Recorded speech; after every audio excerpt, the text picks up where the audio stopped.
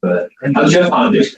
I'm sorry. I'm Jeff Hodges, and I'm here today to talk about a near miss, and that near miss is about a wargaming type gap that I see us having in the United States Army. A little about me. I retired from the Army in 1998. I was a career enlisted soldier. I was an artillery forward observer. So 13 Fox for those in the Army that know what that is.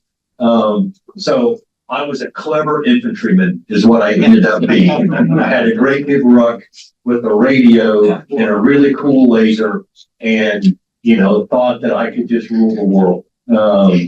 I couldn't, but I retired in 1998. I became an Army civilian employee in 2000. So effective March of next year, I'll have 45 years serving the United States Army. That's pretty daggone cool. I'm a lucky guy. We spent a lot of time overseas. Most of my time as an Army civilian was overseas at the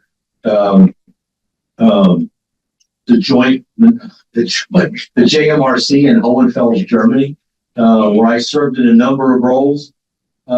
That's the Army's European Combat Training Center. Okay. That's where large masses of soldiers go to train in a live environment, force on force. We started something pretty cool in 2003. We started taking simulation tools and integrating them into the commander's battle space so that he could see his friends, north and south, and his enemies that were greater than 24 hours out. So we started this little idea of a live and constructive training environment, kind of just as a way to expand a very, very small training space in Hohenfels.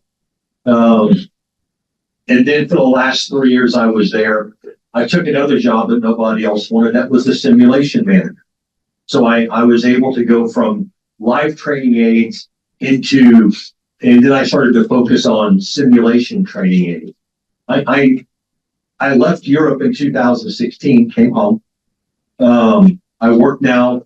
I'm the course manager at the Army's Modeling and Simulation School, where we offer 11 courses, primarily intended to support our Army Simulation Officer program. I'm tasked with providing education and training opportunities throughout those officers' life cycle. All of my courses are open and available for any government employee, military or civilian, to enroll in. We're in the Army's training catalog. If you ever want to go and have a look at it, go have a look. If you want to learn more, just come and ask me offline. Happy to share that with you. That said, my organization does not endorse what I'm here to talk about today. Okay, they're cool. We done. But what I'm going to talk with you about has been seen by my leadership. It has not been approved by my leadership. They refuse to. They don't endorse it. And that's okay. They're good with me being here, and they realize that mad scientists is a place where someone who's considered a wrong thinker can share a thought without getting cut from the herd. And that's kind of what we're doing here today. So, near miss, the Army wargaming gap. I bet you guys think I'm going to talk about wargaming. I'm not. I'm going to talk about the most critical aspect of wargaming. People.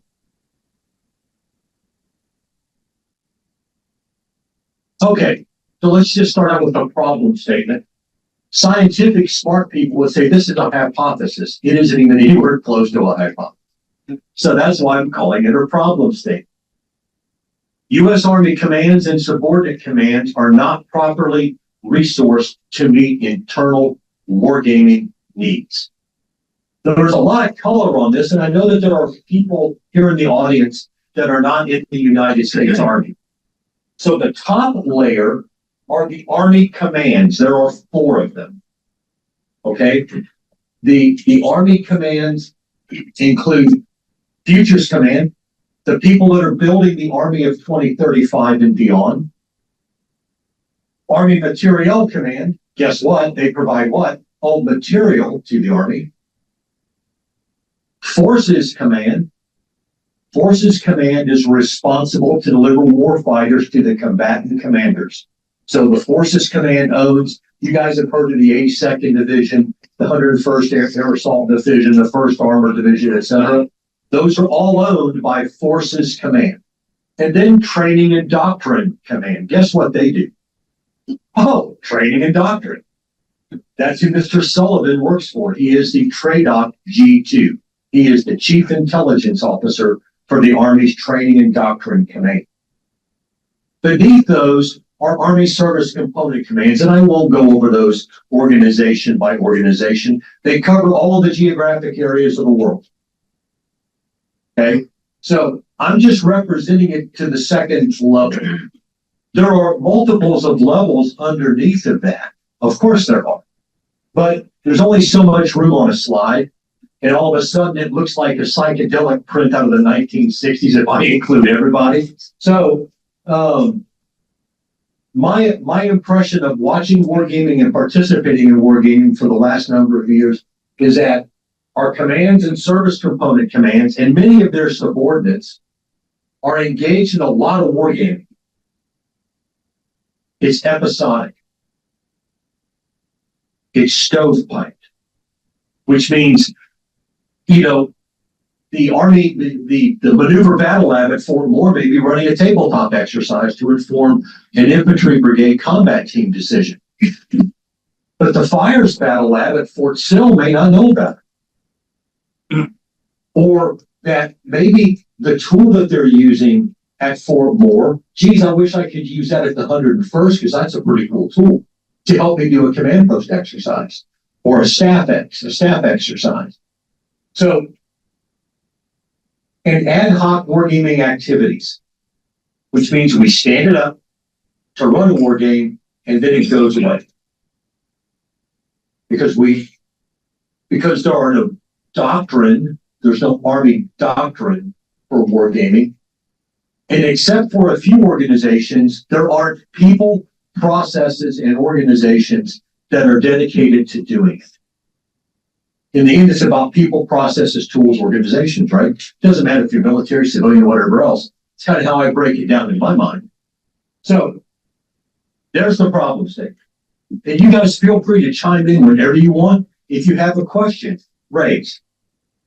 Joe Creasy in the very back, sir. Hey, Jeff. Wait.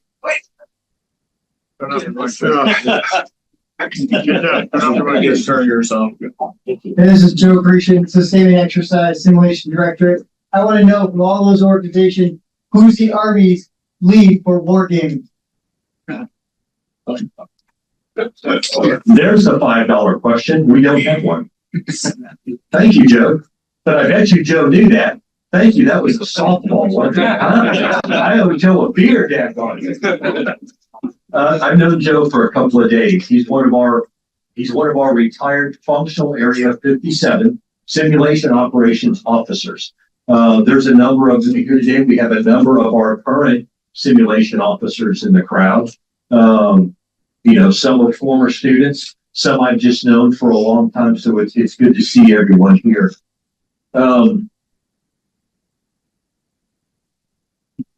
Okay, here's the boring piece.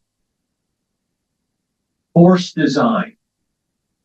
For those of you not in the military, everything that the military does is based on a force design. It's either people, formations, material, equipment, you name it. There's a force design component to what we do. Broken down, it is .mil PF. Boy, there's a mnemonic, huh? How many people here have never heard nor want to know anything about .mil PF? Okay, yeah, it made me want to scratch my eyeballs out the first time I heard it in the class. It was 2:00 in the afternoon. I'm like, oh my God, I had a double cheeseburger and a large order of fries for lunch. You're killing me, Smalls. But here we go. Doctrine. Everything in the Army starts with doctrine. We don't have a wargaming doctrine in the United States Army. It's referenced in a number of different places. So unfortunately, most of the guys that support readiness are meat eaters, are combat fighters, only think of wargaming in terms of the military decision-making process. So we have no doctrine. We don't have O stands for organization. Now, force managers go through this stuff rigorously. If you're an acquisition specialist, a product manager, you're doing this on the daily. We don't have a wargaming organization that leads the formal Army wargaming program. We get a yellow in training because, as Colonel Shera mentioned this morning, the War College offers a wargaming course. There are 2 elective courses offered by Mike Dunn at the Command and General Staff College. I run an introduction to wargaming course. Moores offers one, the Naval Postgraduate School. So there's episodic training that's going on, but it's voluntary. And there isn't really a proponent over the schools. Material. M is material. We don't have a standard library of Army wargaming resources where you can just go and say, you know what? I want to fight battle for Atropia. Okay, I go to the Army Training Network, I drop it down, I pull it, I got it. Right? We don't have that. We have wargaming materials all over the workforce. You can take that to the bank, but there isn't a single one-stop shop where we can go by echelon, unclassed, CUI, and above. I'll just put it that way, where you can go and pull a war game to reutilize. I would not even want to try to estimate the cost, either the sunk cost or the fresh money cost, in redesigning the same war game every cycle after every cycle after every cycle. Either sunk or fresh money. Leadership. Now, there's plenty of leadership in the Army. Don't get me wrong. I love my JAG Army, right? But leadership in the terms of the dot mil PF is about what's the vision, what's the end state look like. It's the leadership imprint upon a force design change. We don't have that. We don't have an all-encompassing wargaming purpose, vision, or scope. Some commanders do it, some don't. Some organizations at the director level do it, some don't. Most analytical organizations do because they're required to inform a decision here in the city. Okay, and about that, it's about quantifying a thing. So some of our war games inform analytical type decisions. Some likely inform operational decisions. We can't talk at any more length than that here. So, personnel. There are limited personnel assigned to direct wargaming responsibilities. Steve Sallet, who will be coming up here after me with a panel of guys, is a full-time wargamer at the Center for Army Analysis, my higher headquarters, and he's a member of the Strategic Wargaming Division. We have a Campaign Wargaming Division. Those homies are moving, sticking, and moving all year long. Because there's a demand coming out of the field. We need help. We need help. We need you to build us a wargame that does a thing for us. There's no wargaming facility. That's what the F stands for. Facility. We don't have one of those. The Marine Corps does. A couple of commandants ago, that guy was smart. He's like, I want my own. And by gosh, the money showed up in the same, I think it was either the same fiscal year or the next, but it was within the same 5-year palm cycle, which is amazing considering when you do a military construction project, that's a whole nother layer of money. Because you got to get a line item in the budget passed by the Congress. It is not. So that was amazing. And they got a beautiful facility down in Quantico right now. Policy. We don't have a formal Army policy regarding wargaming. The responsibilities of the guidance. So we're doing wargaming. If we go back up to the colorful slide, each one of these different organizations at some measure, shape, or form, and their subordinates are doing some measure of wargaming. But it's episodic, it's incoherent.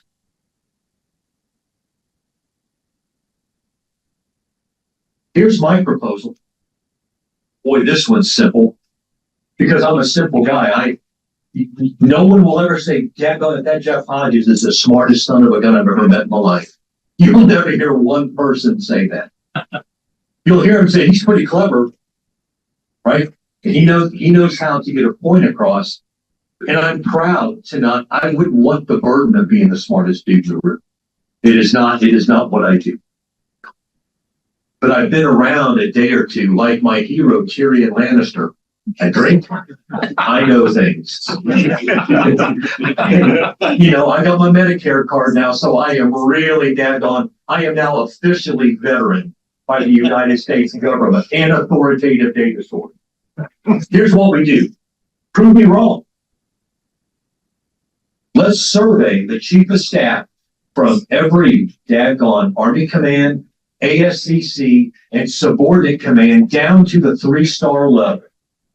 And ask them one simple question. Right there. Are you adequately resourced to conduct internal war games to support your command or organization? If the answer is yes, okay, cool, thank you. But if the answer is no, there's follow-on questions. What are you missing? People, processes, tools, organization, resources, etc.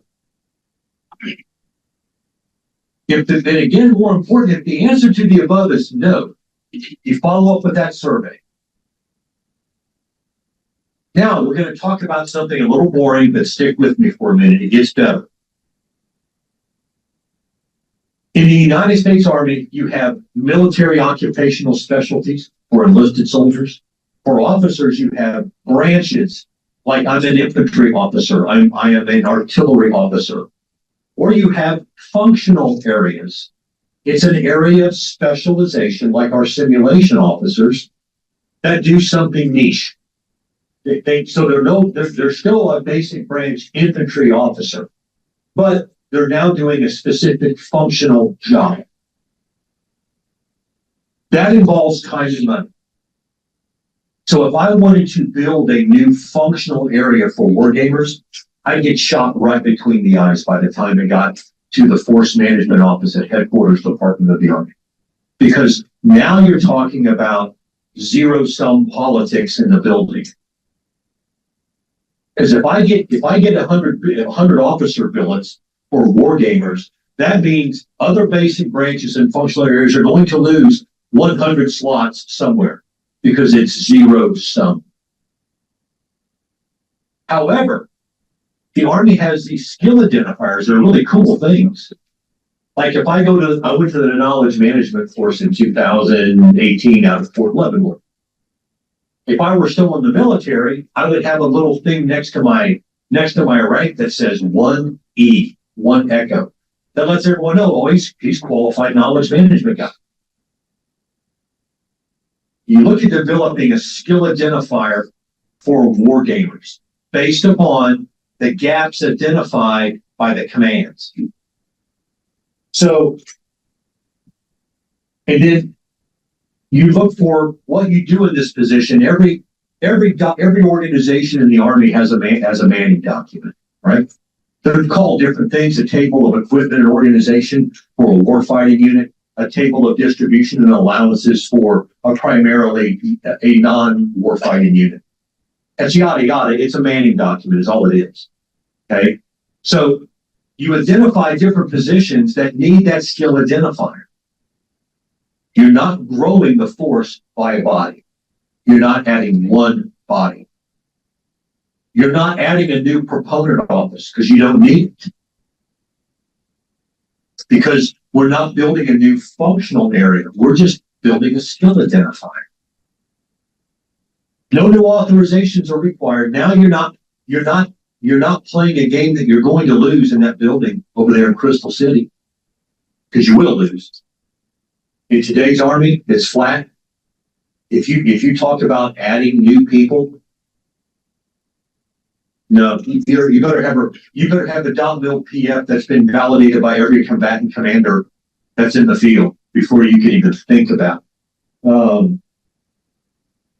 So again, I would immediately adopt. Oh, I'm sorry, Aaron. I apologize, buddy.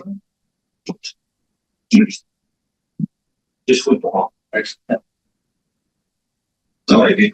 Hey, Jazz. It's Lieutenant Colonel Dowd from 91st Training Sport Division. While you're talking, Jeff, I was just thinking, two questions. One, how does this not fit into SAMS perfectly? I mean, you guys already play a ton of war games, or Mike, you guys play a ton of war games with them already. They already come out proficient as heck as war gamers. So why not just treat the POI and add that skill identifier to that? And now you have professional war gamers in every division or in ASCC, right? Because they're part of the G5 at every level. Yep. And then two, I'm curious, what is the pushback from CAA? Because to me, CAA seems like the perfect organization to be the proponent for wargaming. Over.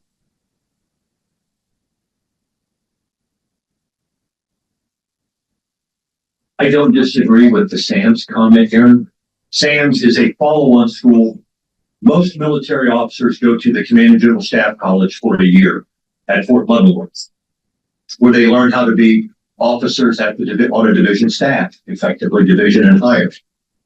A select few of those stay for next year, and they go to a School of Advanced Military Studies, SAMS.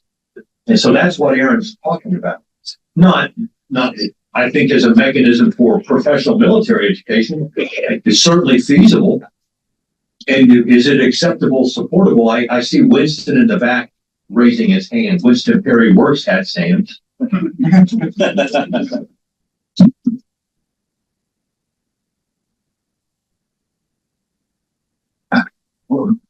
Winston Perry, I'm deputy director at SAMS for exercises. I think this might have been like a planned question. So it's all right. So intermediate level education happens at Command General Staff College, and then our major grades will go up to SAMS and kind of go to the master's level, kind of master's level of military science that they go to for a year. So that's just kind of in short for those of you that are familiar with the program. And then all the other services have an equivalent program. The Marines, they got MAWS, and they got SAWS, Air Force, and then Navy has a program well. So leaving SAMS, they become a G5 or joint level planner. And that's what they do for their duration for your utilization tour. So we work directly with Command General Staff College, and I'm going to kind of get to the point in a quick second, just kind of give a little bit of background. But so you get quite a few different touch points with record simulation education. Exactly, over there at Command General Staff College, and they play root. It's like introductory games, kind of get their minds kind of in a different state. Kind of bring them out of the box. We go into a couple different mini exercises and then some culminating exercises that we can a division joint level, and then exactly, that's most of them going into these core planners. But as I look at this, and I spent some time over in working the building with FM and G357, and this is hard. This is extremely hard. So I kind of mentioned that background because what I've tried to do, over the last 2 years is not like, hey, this is kind of like, to get to an SI level SCUD identifier for those planners when their core jobs is to go in there and do utilization to be a planner and then go out back to the force. It's hard to get there. So how do we do that at a small scale? So what do? We do fight clubs. We do mini exercises. We find those that are very interested and try to kind of build that mini insurgency, kind of inside those G5 planners. So when they go out to divisions and they go out to cores, like they have that degree of expertise kind of in their mind, or they're in a hip pocket. That's kind of like a, just like a hip pocket, or just they had that skill set in their toolbox to bring with them. So when they go to those planning shops, they can quickly hop on a whiteboard and bring their planning team in to do that. I have no assessments or no data showing that that's being done, but hopefully that's being propagated throughout the field right now with regard to these forms and kind of tying into those shops. But I'd offer that's a great point, because their purpose in life going to those schools there is to come out and be that planner in those shops. So if you run into any of those folks in the field, you know, across the board, across services that have attended that particular school, jump on them, pick their brain, teach them a little bit about wargaming, and hopefully that mini insurgency will be created across the courses, and they'll just have that skill set in their toolbox. So as they, you know, move across other assignments, it's all there. That's it. And if I could add, this was Frank Scher, Army War College. A couple things. I would put proponent Amber, because Doc Stoddard is the proponent, I would say, based off of seeing him with when senior leaders come in and say, I want to do wargaming, it's the Center of Army Analysis. If it's not written in stone, we know who it is. He also is a proponent for AMSO. Do we have a wargaming department or a place to do that? Come up to Carlisle. We can go up to TSSCI. We have the SCIFs. We have quite a bit of space. We actually have a war game going on now. And regulation does say that the Army War College is the Army war gaming department. Now, we're small, and we know that there's other people. Now, General Flynn, who was a 3, came in one time and said, hey, we need someone to teach war gaming. He said that about 3 years ago, and we took that on as an initiative. And that's when I reached out to CGSC and a lot of the war gamers in this room and designers. And we came up with that board game designer course, 2-week course. We asked for an ASI, which you're talking about, was called ASIs right now in the Army. We're not adding more to MTOs, TDAs, and such. So we're actually going in another direction, PSI program, skill identifier. And so I think that's going to be a little more. So the point is, we're actually working on that. Now we have the bandwidth. We do two courses a year, and we do that with the help of CAA and with CGSC as far as helping us run the courses. So I think there's some bright spots that we're heading in the direction that we're talking about.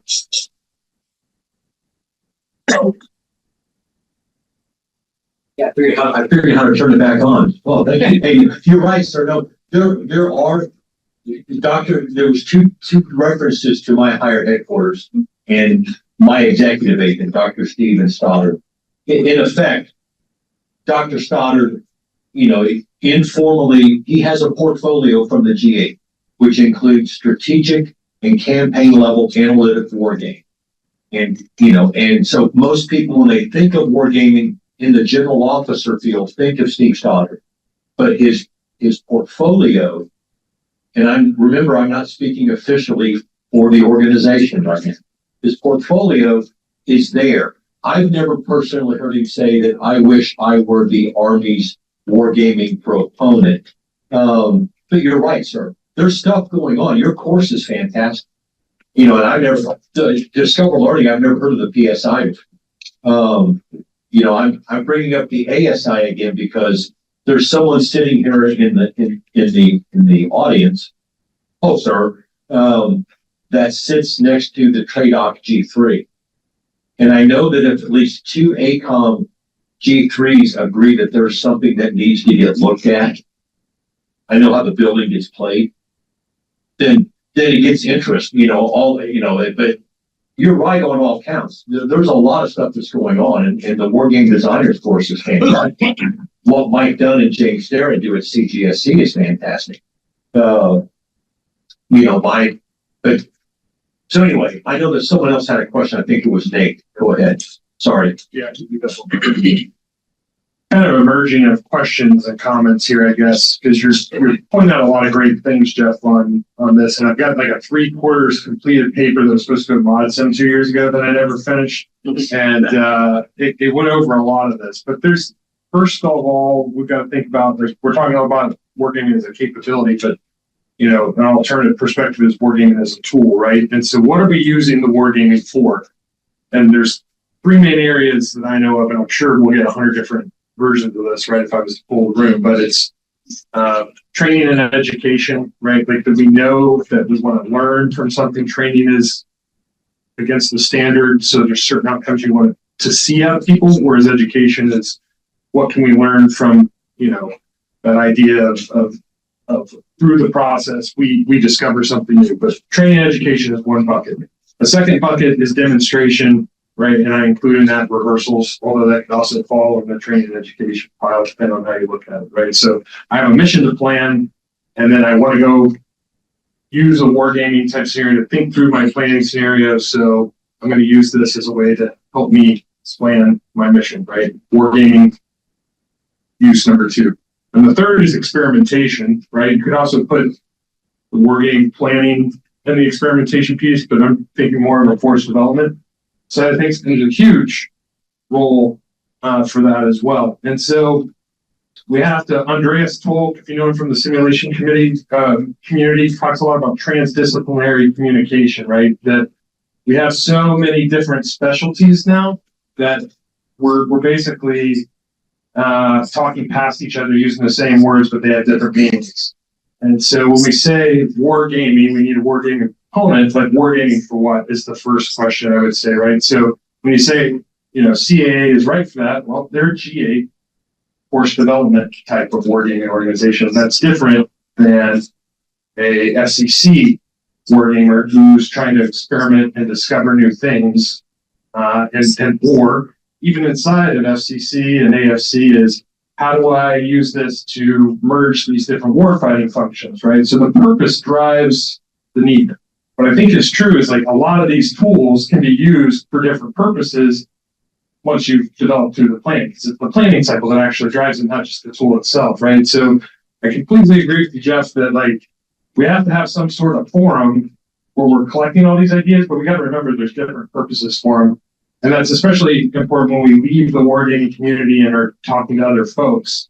We specify that there's a difference in these different goals. So I don't know if that affects anything on what you're thinking about, because we had a lot of time just trying to figure out, okay, what is it that CAA does versus what, and a lot of times people would tier it by tactical operations strategy, policy, but it doesn't even fall neatly into those piles. It's like a 3-body problem of different functional categories. And then kind of like you're talking about there, how does that change things from your standpoint of who should be in charge, or, where do we have to be careful what we ask for? Because if we do put somebody in charge, now we're constraining ourselves too much for a tool. I would, real quickly, Nate, for me, I don't know who should be in charge. That's for smart people. Remember, one of the comments I made earlier, I'm clever, but I'm not smart. This is an adult problem. It starts with approving an enterprise level survey that targets the chiefs of staff at the ACOMs, ASCCs, down to the 3-star level. So think of the FCCs across the maneuver, across the COE, not the COE environment, but the futures concept centers attached to the different centers of excellence across the force, in forces command, the corps commanders, or the corps command chiefs of staff, etc. Again, the Center for Army Analysis does analytical based war games that have generally speaking, one question from the sponsor. But generally for the purpose of the budget. Right? I don't know. Yeah. And I would defer that to Steve. He's up next. He does strategic level wargaming. But it's generally for the purposes of budget decisions, right? Like, Are your war games based to make palm decisions? No. And yes. So the way the CAA does wargaming. Wait. Nope. All right. Steve Salon from the Center for Army Analysis. And I'll do my best to speak on behalf of the organization, but I do not. That's just not my pay grade, I suspect. So CAA does a number of war games, analytical war games, most of which probably the bulk of our war games supports direct whole Army analysis, which goes back to that force structure questions out into the out years and fall and things like that. The other half of our wargaming is to provide information for both the building and customers out in the field that ranges from operational testing of both planes and things like that. So your MD&P or your joint planning process war games to analytical games that explore spaces, whether it's an intelligence problem in the Pacific or whether it's a sustainment problem in the Pacific, or a campaigning aspect in from a special operations command perspective. So we kind of do the breadth of everything, but our principal deliverable is an analytical wargame. So I'll get to more about that in a few minutes. I don't want to spoil the chili. So I think that was, yes, sir. Can I ask one quick question, slightly geeky, Yes, and kind of an outsider question in a very audience? In your list of selected solution, you specified use the UK wargaming manual. Yes, yes. When the Army has one itself, is the UK one superior? The Army doesn't have a wargaming manual. What are you talking about? Paul Handbook 2006? I know a small little pad, but I can't remember the exact. That's the one. Yeah. And What's it's the uniform designation. Did I miss one? Did I? Why not? Can you hear me? All I'm aware of is Paul Handbook 2006 and FM. All I'm aware of are Paul Handbook 2006 and FM 6-0. What Army Wargaming FM or FTP are we? I don't think it's that bad though. It's a small little manual, so it's somewhat unofficial. I can bring one in tomorrow. Yeah, I believe it. It's the call handbook. Yes, that's Call exactly. handbook, okay. And that's an amazing document. But there is, You're good. okay, yeah, Nope, you were. I'll just tell them.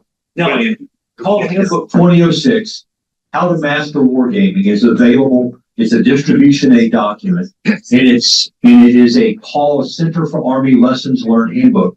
It's one of the best products the Center for Army Analysis ever put out. It is not raised to the level of Army doctrine, however. Army doctrine, there's echelons to our doctrinal manuals. That's why I'm recommending the UK's. But don't do it the old Army way, which is okay. Now we're going to write a doctrinal manual. So we bring in 10 people and they do it for 2 years. Oh my God, stop. Ask His Majesty's government if we can use it. It's going to take them about 5 seconds and they'll say sure. And then the proponent, whoever that proponent would be for the manual, let's say it's the Mission Command Center of Excellence, Fort Leavenworth. I'll bet you they can reach out to Army Wargamers and say, hey, Mike, would you consider modifying Chapter 1 to make it more Army specific? And I bet you Mike would say, well, sure I would. And Aaron Dow, would you mind looking at Chapter 2 and helping us structure that so that it's more Army? It's got a more of an Army flavor than a UK flavor. Within the family, that can get done inside of a year. So, anyway, this is what the purple reporting to Jeff looks like. I just got shut off. Go ahead, sir. So we have time for maybe one or two more. Okay, with that, Jeff? You want to go through? Okay. First one. So I'm Lieutenant Colonel Rockwell, Joint Staff Intelligence Concepts and Doctrine. What I really want to do is support Jeff in what he's saying. I started about 8 years ago at the Army War College. I went to losing a monopoly to design war games. It was one of the best teams I've ever had. One of the best jobs I've ever had. But it was all pick up learning. We didn't have the course at the time, and everybody just happened to be there by dumb luck. Some of the people, but personality and skill sets. The conversation in the room that we had about wargaming for planning, I think that's not the kind of wargaming I talk about when I talk about wargaming. It's like force design development, but it takes different kind of skills. But the fact that there's 2 different kinds and 5 different places and different echelons is exactly why I think everything Jeff said is spot on. And if we don't get it right, we'll continue to pick up some years, we'll be good for some years a month. We used to do strategic games from dime all the way down to geo-education. It took 15 minutes to learn to operational games. It was really good. But now that I'm in a place where I need people that can do that readily, I can't get anybody to the course because my unit doesn't have funding and I can't even requisition a skill set. And to find that's really hard. So that's the next question. I worked at the War, but I didn't go there, but question that's really a statement is this needs to be fixed, or we'll continue to get exercise guys who don't really know, figure it out, it won't be great, and we're going to constantly teach ourselves. So I'd love to see this get better. Thank you, man. I appreciate that. You want to do one more, Jeff? Or do you want to continue on this? We can do one more. Yes, The question is more important than anything I got to say. Go right ahead, buddy. it's over here, so I got it. Yes. I wore the right shoes for this with the wrong outfits. Where? Oh, there, yes. No, I appreciate it. Make it work, sir. Hey, Major Joe Henderson, I'm from Joint Special Operations Command.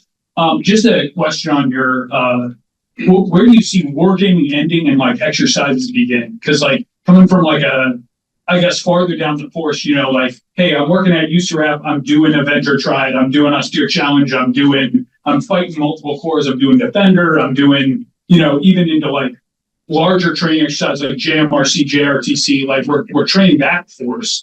I feel like that exercises are happening where we're doing that learning. Is that, where do you see that nuance difference? Thank you. Man, that's a fantastic question. And if you ask 20 different war gamers in this room, they'll give you 20 different answers. It's there is a definition in the joint staff. I'm going to owe you the doctrinal definition. Used to be before I had my Medicare card. I can tell you what it was, but I've forgotten it because I'm Medicare. I've got mild cognitive decline going on. You know what I'm saying? I owe you that tomorrow, brother. Make sure you hit me up. There's a definition between them. I think it's in the Joint Staff Experimentation Guide. It's referenced several times in different joint staff modules. Matter of fact, I'll look it up while I'm here. I have a check. I got a phone in my bag, and I'll get that to you. For me, the difference between a war game and an exercise is that once you're in exercise, now you're doing the next layer. As I see the progression of a unit, like for example, my home division, the 101st. I went down there last April and I helped run a command post exercise for them, right? It was their final train up before they went down to JRTC, the Joint Readiness Training Center in the middle of alligator country in Louisiana. 6 months before that, they had done a tabletop exercise, which kicked off that final round, that final chance to take new staff and bring them through the rigor of a staff exercise. Now, that's just Jeff, but I promise you, every different individual you ask here that's a professional war gamer, unlike me, I still consider myself an apprentice. You'll get a different answer, but I'm going to owe you the definitive answer. Also, if you look at Matt Caffrey's book on wargaming, he has about half a chapter dedicated to the differences between them, in his opinion. Yes, sir. So the cool thing about being in charge is if I want the last question, I get the last question. One of the things this is a great presentation. Thank you, first of all. This was great. It hit on some important questions and gave me a great deal to think about. The one thing I would ask you to think about as you look at this, I guess the question is, why were there no intelligence stakeholders listed on your chart? Because the one thing that happens in wargaming writ large, and it goes against the first observation I talked about today from being a Red commander, is Red can be considered an afterthought. And you come and you find us later. And I think wargaming writ large is better when Red is involved early. And that just wasn't really accounted for here. So I would ask you to consider accounting for it as you move forward. And the best example of this is my own organization.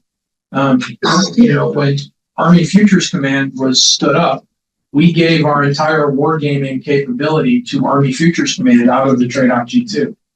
So the Threat Emulation Force, which did all of the old Unified West, thank you, Unified West games, they now support the Future Studies program and all the experimentation out there. And we thought we were done with wargaming.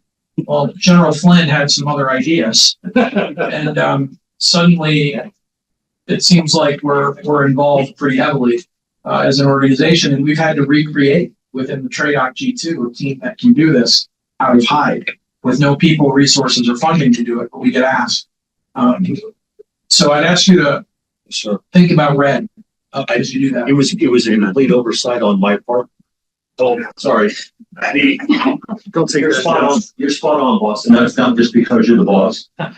Here's an oversight on my part on the previous slide. In the 2022 version of this VIN, I've been messing with this VIN since literally 2022. At the top, you had FA 57, FA 59. Then in the instead of analysis, it said FA 49, and then instead of saying future force, it said FA 34 or 34. I think it said 34/35. It was that fusion we were looking at between the intelligence officer, the game player, the 57 who understands the playability of the game, a strategist, and an ORSA would be as a draft proposal, our idea for the dream team inside of G5. But I'm out of time. I really appreciate all the questions. I hope I didn't use too many military acronyms that cause people to want to stick their thumbs in their eyes. Thank you guys very much.